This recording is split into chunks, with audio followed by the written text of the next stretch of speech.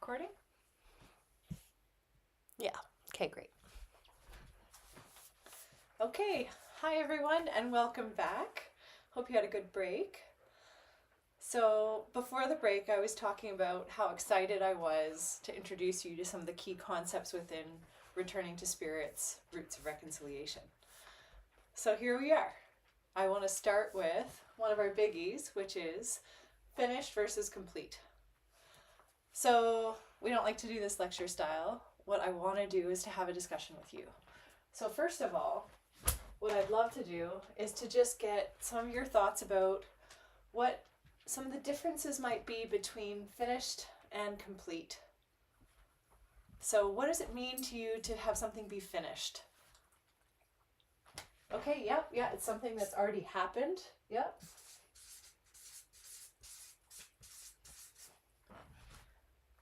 Okay, yeah, it might have just had a specific time frame connected to it.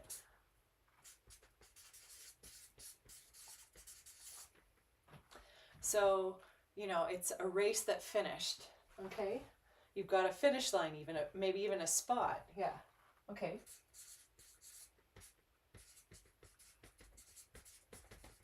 Okay, what else have we got? Yeah, so it has a clear ending.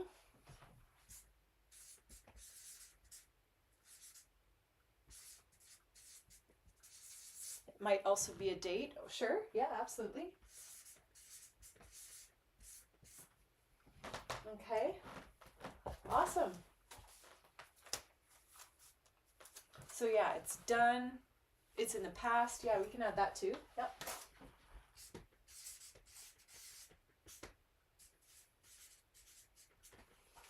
Okay, that's awesome. So what do you think are some of the words that you would associate with being complete? And are they some of the same words, or are they a bit different? Okay. Yeah, I like that. It's something that's full or it's whole. Okay.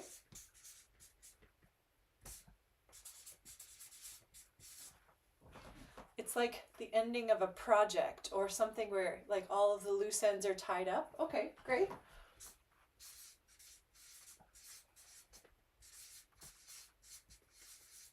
It's like the culmination. Ooh, I like that word. Okay.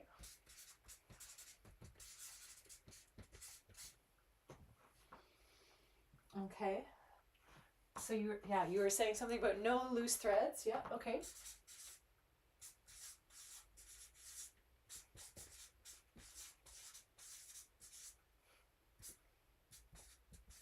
Tied up in a bow. Yeah, it's got some nice imagery associated with it. Okay. Yeah, I think we're feeling some clear distinctions here between finished and complete. So I want to give you a few examples. Let's say we're painting a room here. What would it look like to be finished painting the room, and what might it look like to be complete in our painting of the room? Yeah, absolutely. Yeah, you're finished. All of the walls are done, and it's complete maybe when you've touched up a little bit here and there. And so there's nothing that remains. All the tape is off that was protecting all the corners, the edges, everything is complete once there's no more work that needs to be done. Okay, great. Here's another example I love to think about is when you're eating. Let's say you've finished a meal. So on one hand, you're done eating. There's a clear stopping point. You've cleared the dishes from the table. And then maybe you're actually complete with your dinner once you've sat back and relaxed and digested for a little bit. And that might take a little bit longer than just the finishing of the meal, hey? Yeah, totally. Okay, let's say two people are having an argument. What does it look like if they're finished the argument versus the argument is complete? Yeah, go ahead. Yeah, if it's finished, it might be that it's done because they are just done yelling at each other and the conflict's not resolved. Absolutely. And complete. Yeah, they've gotten to the heart of the matter and they've actually addressed it and talked through all the hard stuff. Oh yeah, I love it. That's great. I feel like you folks are getting a really clear sense of this. It's a pretty clear distinction here. And this is something that in the context of our course is going to be really important. So let's talk about one more example. What about residential school? Is residential school finished or is it complete? I'd love to hear your thoughts.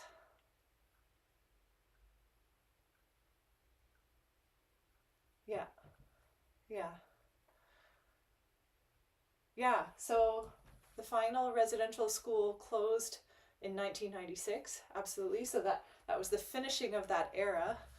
And yet we're just at the beginning of unpacking, you know, all of the harms that were caused in that era and the healing work that's ongoing for survivors, for intergenerational survivors, for folks who were involved in the residential schools, in whether it's as teachers or as administrators, and the colonial systems that were responsible for that residential school era. Absolutely. Yeah, we're just starting the work of reconciliation.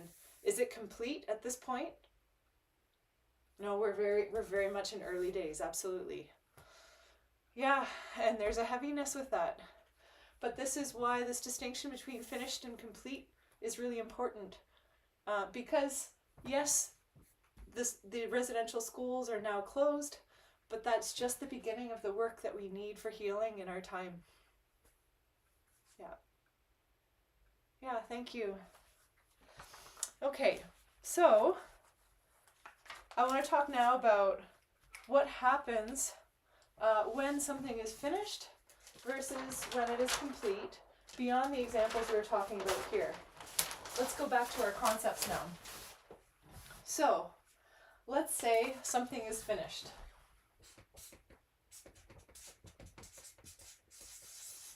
Okay, so it happened in the past. It's finished. Now, what's happening in the present? If it's finished but not complete. Okay? Yeah, so even though we're in the present, we're still thinking about the past, we're still ruminating on it, we might still be trying to strategize a new way forward, we might still be stuck in our blame and shame of the other, or blaming and shaming ourselves. We might be in a place of victimhood around it, or we might be in a place of aggressiveness around it.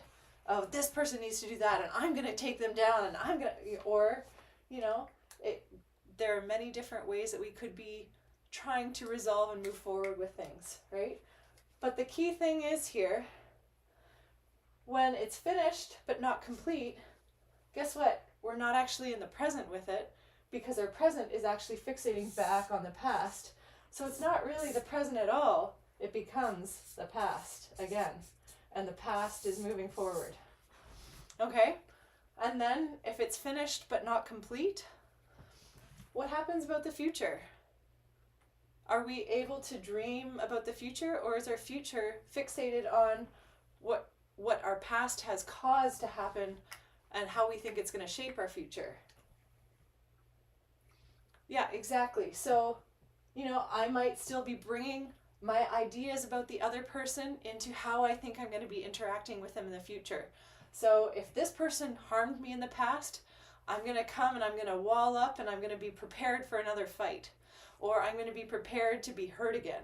Or I'm going to think that there's no way for me to express who I really am in the context of that relationship because I'm afraid. And so I'm hiding the spirit of who I am. And so what happens in our future? Well, guess what? It's starting to be dictated again by the past. So it's not really the future at all. It becomes a continuity of the past. The way I like to think about it, it's like as if we're traveling down this river of life together. Yeah?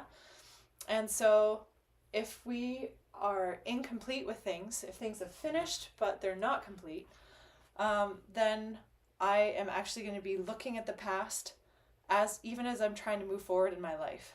So I might not even be facing forward. I might actually, if the river is going this way, I might actually be looking back at the past.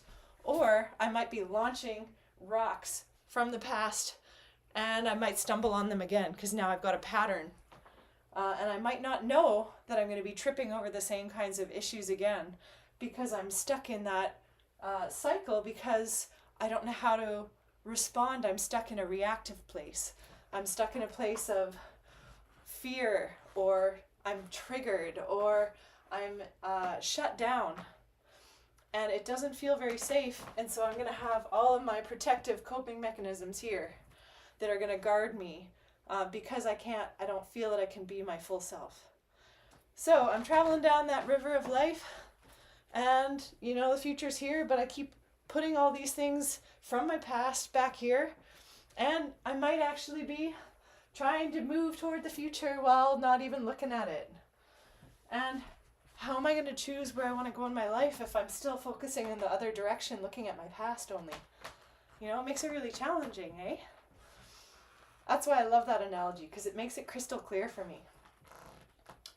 Okay, so what we are here to do in Returning to Spirit is we are here to start exploring what are some of these patterns that are getting us into these places of triggering, and so that we're not able to complete some of the things in our lives, so that we're constantly fixated on the past, because we all do this, right? So this is what creates the stuff in front of the spirit of who we are. So is that a helpful framework? Anyone have any thoughts? Any questions about this so far? Between finished and complete, and then what we mean by incomplete? Okay, awesome. So now we're going to get into the juicy part. This is my favorite part.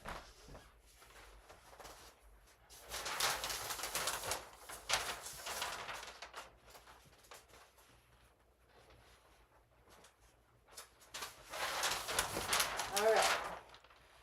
This is what we call 16 questions. And this list of 16 questions, and before I invite you to really look at it too much and get in your thinking brain about it, these 16 questions are all incompletions. And of course, as we said, this is a participatory workshop, so we're going to invite you to explore 16 different incompletions in your life. Okay? And we're going to go through this together. And we're going to give you time to work on it on your own. Okay? And then we'll invite conversation about it afterwards. But I want to make sure that we're clear in what we're asking in the questions. So I did my homework last night, and I went through this list of 16 questions myself, because guess what? I'm still working on all of this too. So we want to start with, in our notebooks, copying down what all of the questions are. And I'm going to put them up around the board here on some of the walls, so that you'll have access to them. But we're going to talk them through one by one now to make sure that we're really clear on what we're asking, okay? And that we've got context for it. Okay, so the first question is, who or what am I angry or resentful with? So, for example, when I was looking at this, I was looking at one of my professional relationships, and someone who has been in a management role in my life recently. And so I have some anger and resentment around that relationship. So that's something that I went and I wrote out myself. And I'm thinking about, how do I let go of that anger and resentment? What are the things that I can do to complete that with that person? The second question, and at this point, I don't want you to start listing off your answers to all of this. We're going to take some time to really think it through carefully, because it really, there's a lot going on here, right? So the second question is, who or what am I afraid of? Okay? So as I'm looking at this myself, one of the things I'm really afraid of is causing harm. And especially causing harm because I am a white person. And so as I think about my privilege, I also think about all of the ways in which me moving about in the world might be hurting other people. And especially when I'm in spaces where there's diversity, if I'm taking up too much space. So that's one of the things I'm afraid of, is taking up too much space, and causing harm to other people if I say something that isn't kind, if I say something that is ignorant, if I say something that is racist. And, you know, I constantly try to work on myself around recognizing if I have racist beliefs that emanate from my culture of origin, because I feel that our society is racist. And so I'm constantly doing that work to try to understand myself and to look at how do I need to decolonize. But you know what? I'm still afraid of hurting other people. And, you know, I'm also afraid of rejection, thinking about that in my romantic life and being rejected by Mr. Dreamboat. Or on the other hand, I'm afraid of hurting other people's feelings, even when I have to declare my own boundaries. So that's an area I'm really working at. Okay, let's look at number 3. Here's some examples. So the question is, what things do I want to change and I haven't yet? Oh gosh, and funnily enough, I totally skipped this question when I was doing my homework. So what things do I want to change and I haven't yet? Well, I'm trying to work on being more prepared, so funny. What things do I want to change and I haven't? Another thing that I want to change is like having my life be so full that I don't feel that I can tend to everything in a good way. And that's been something I've been struggling with for a while, because I like to say yes to things and I can overcommit myself. So last night I was babysitting and had a sleepover with 2 kids, and so that cut into my prep time, even though I'm trying to work on it. Anyway, there you go. Okay, the 4th question is, what things do I want to say but I haven't, and to whom? So, you know, one of the things that I'm looking at is saying I'm sorry to a friend. You know, that's a friendship that I might have some resentment with, but there's also things that I can do that maybe my friend has some resentment, because over the course of our friendship, things have happened on both sides. What things do I want to say but I haven't? You know, sometimes for me, challenging authority. So looking at my relationship with my principal in a school setting and being able to work through a challenging situation where I feel that our systems are, you know, leaving one of our learners to fall through the cracks because they're not allowed to be cross-registered and yet all they want to do is learn math this summer, and I would love to help support them in learning that, but I'm not allowed to because I'm registered with a different program, even though I'm on site with them. So there's that. Number 5, where has there been love lost or missing? You know, so maybe this is in a sibling relationship.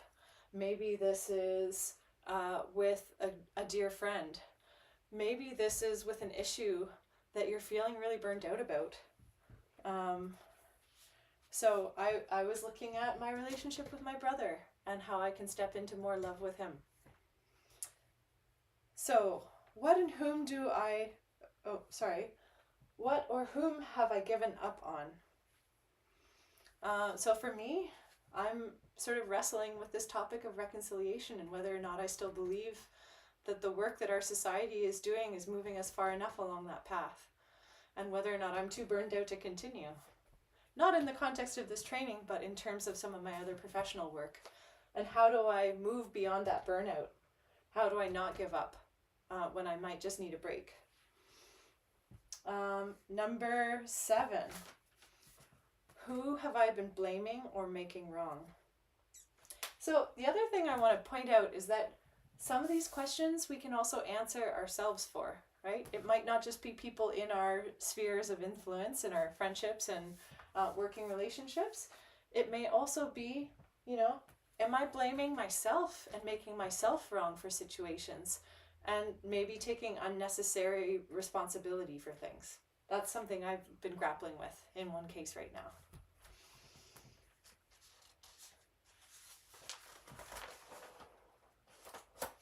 Okay, so these are the first 7 questions. We're going to go through this whole list of 16, and then I'll put them all up on the board, and we'll continue to give you time to work through each of them.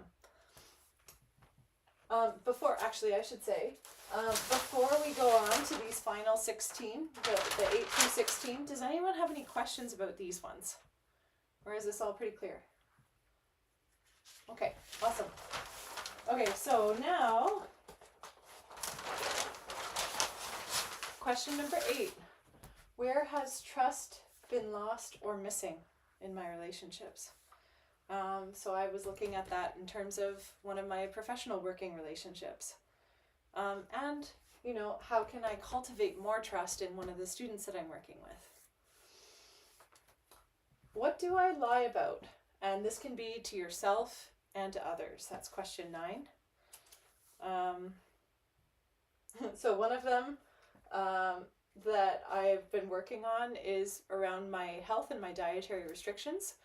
I often don't tell people that I really need to have gluten-free and dairy-free options available to me.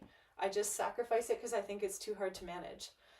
Or when I do try to honor that, then something will come up and I'm at someone's house and they didn't know, and I don't want them to feel bad, and so then I end up not honoring my dietary restrictions and just pretending like I don't have them.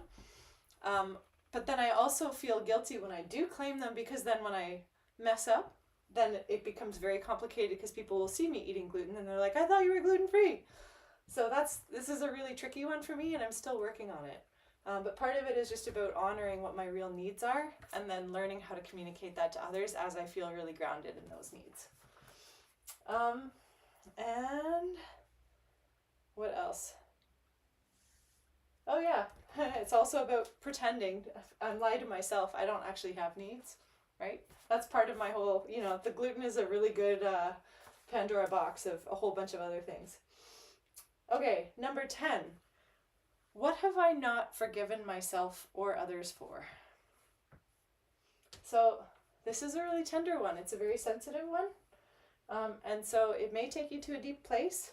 For me, this took me to a past relationship that I've done a lot of work on, but it still comes up when I think about where I still haven't forgiven myself. And then this is one that for me, my relationship with Creator comes in. And what am I blaming Creator for? What have I not forgiven Creator for? Who have I hurt in my life, and who has hurt me?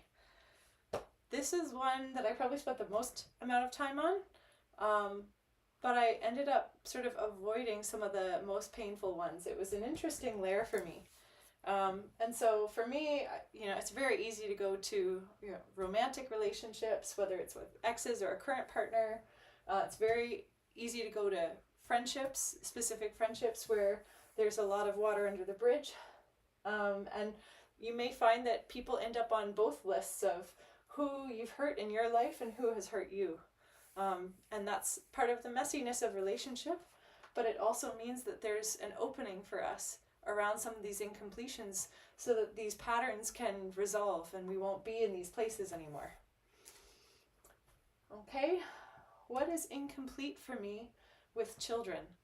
So if you have children, this could be with your own children, or it could be with nieces and nephews or grandchildren, etc.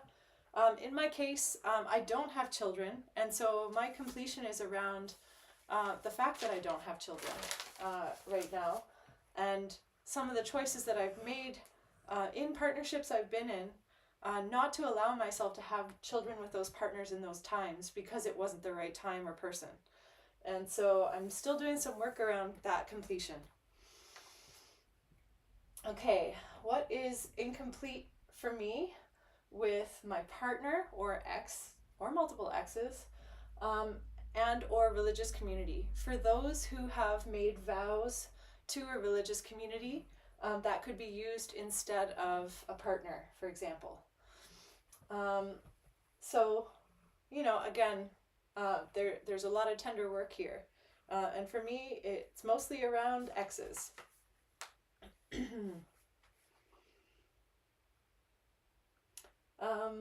Okay, what is incomplete with my parents or siblings? If there may be things with parents, whether or not they're still alive on this planet. And it's okay to do completions or to talk about there being incomplete things with, you know, parents or extended family, if they played a really strong role in your in the raising of you. You can do a completion or think about what is incomplete with those relationships, whether or not they're still alive. Also, siblings. If you're an only child, maybe you're thinking of a friendship that's like a sibling or a cousin. Okay, what is my incompletion with Creator or God? What is an incompletion with Creator or God? And if you if that terminology doesn't feel comfortable for you, it might be a higher power or with the universe, or it could be a completion around the fact that there isn't, right? So whatever that looks like for you, I could go there pretty quickly, partly because of religious communities I've left and partly because of where my relationship is at right now. And then finally, where is the struggle with Indigenous or non-Indigenous people? So we've written it both ways. And for me, there are layers both in my relationship with Indigenous folks and in my relationship with non-Indigenous folks. A lot of my healing work in my early days of working with Indigenous community was actually with settler society. And what did it mean for me to be a white person and to not be self-hating as a white person, even when I really struggle with a lot of the cultural norms in our society and the power structures and a lot of the ways in which people are in relation. So, but you can look at whatever really draws you in, where you feel you have a completion that is yet to be completed. Okay, so are there any questions with these remaining? I guess there's 8 of them.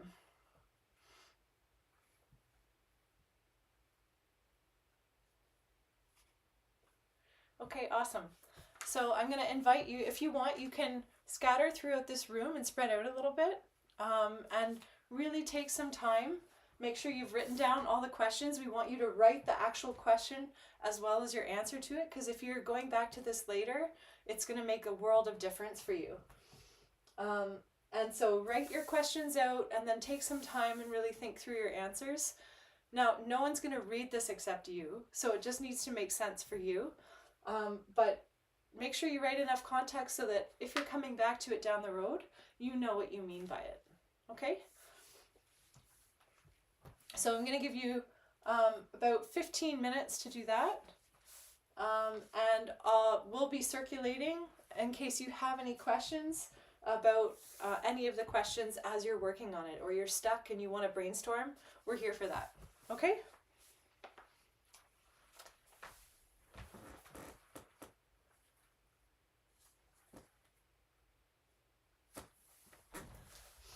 Okay, we've got about 2 minutes left, everyone. Just 2 minutes left. Okay? Doing all right? Awesome.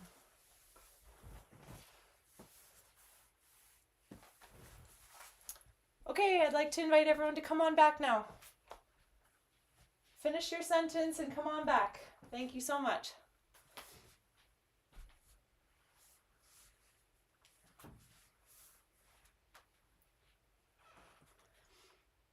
Okay, so now what we'd like to do is to invite you to get in groups of 3.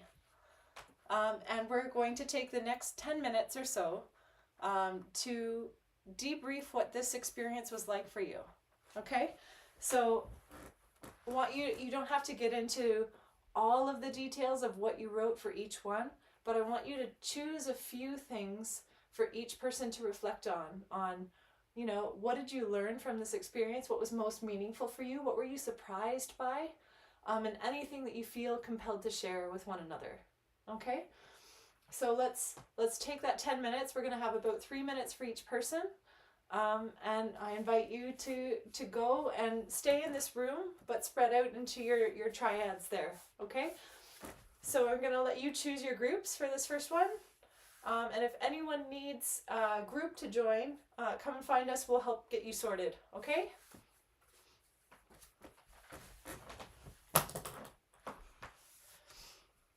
Okay, so you should be wrapping up your first person speaking now. Okay.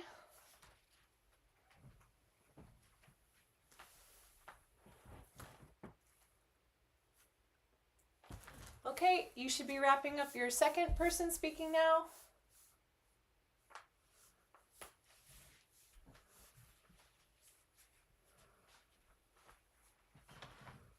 Okay, you should be wrapping up your third person speaking now. Got 30 seconds and come on back.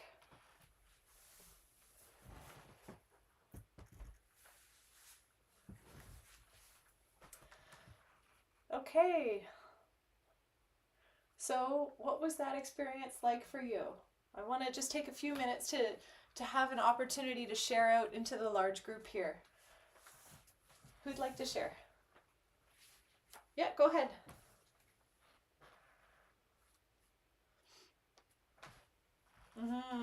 Yeah, thank you. How did it feel to unpack things as a group?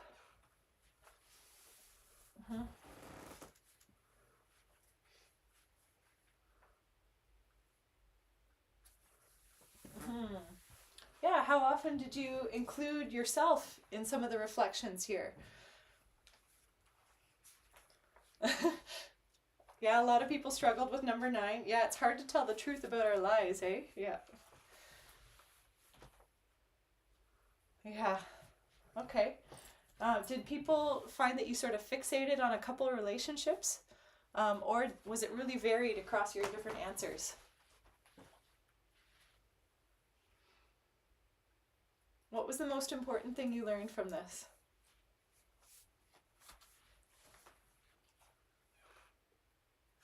How did it feel to actually put these down on paper?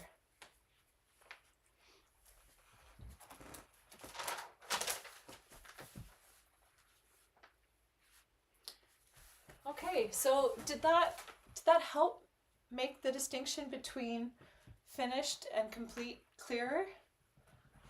Did that really help to give some meat to the concept of what an incompletion is and how that shows up in our life? Yeah, go ahead. Yeah, it's easy to be reactive when we get triggered, absolutely. And then, yeah, we end up in that past and we're in that vicious cycle again. And you know, that can even, this is not just an individual pattern, this can be patterns in community, right? And this can end up in generational patterns that we have as well, and ways of coping that we are passing on to the next generations, yeah?